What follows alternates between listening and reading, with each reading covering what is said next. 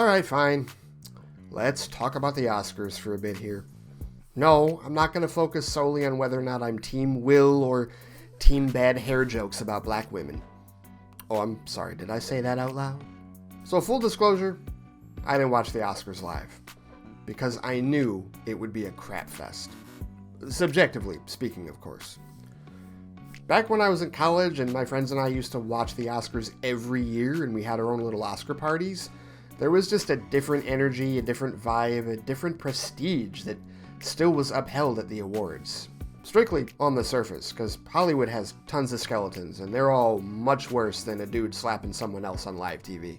The thing is, Disney, the company that owns ABC, who broadcasts the Oscars, has been doing everything in their power for the last decade or so to try and boost the ratings and get more of the general audience to tune into the show.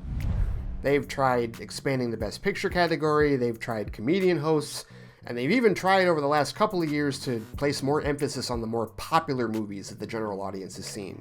That's why a couple of years ago they had this bright idea to do a Best Popular Movies Oscar category.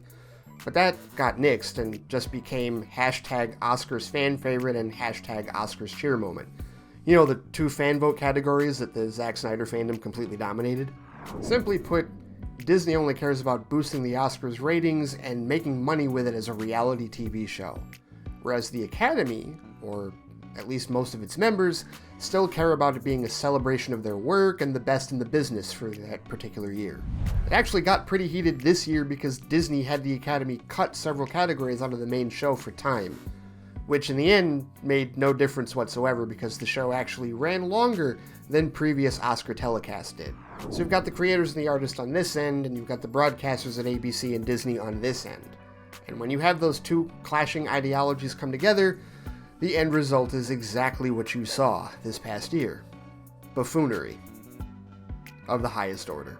That whole deal with Chris Rock and Will Smith never would have happened years ago because the push to make the Oscars more relevant to the general audience wasn't as blatant back then. And Chris Rock never would have been put into a position where he would have told a culturally insensitive joke about a black woman's hair just for a cheap laugh for ratings. And Will Smith wouldn't have had the inclination to walk up on that stage and slap the hell out of him Real Housewives style. Because the whole environment would have been completely different. Now that's not excusing either one of them. Because they both made mistakes. Period. It's also not excusing the Academy for its past controversial moments with the Oscars, or for protecting many of its members and past winners who have been guilty of far worse than slapping a man on live TV and cursing at him from the seats. The ultimate point here is that this is the decorum that the Oscars has unfortunately allowed itself to devolve into. Because instead of focusing on an environment that was truly about celebrating the art of making movies, it's instead focused on trying to get people who don't know or even care about the movie Coda to watch the show. Look, it'd be great if everyone on planet Earth was a huge fan of movies. Maybe. But trying to straddle the line between a dignified celebration of an art form and a three-ring circus to try and get the attention of the masses is never going to fully work quite the way some people think it will. And honestly, the way that reality TV and social media has gone in the last decade, this is only going to get worse. Maybe even especially because, allegedly, the ratings for this year's Oscars went up. And many are attributing it to that controversial moment that the Academy claims they want absolutely no part of. They probably don't. But I'm sure their friends over at Disney aren't exactly crying over the boosted ratings, or how the news media is continuously keeping this story in the news cycle. Because now the Oscars is a flashpoint for conversation, or more accurately, argumentation. And while we all sit here going back and forth arguing over who was right and who was wrong in this whole mess, those that are in charge really need to take a good long look at exactly what they want the future of their awards show to be.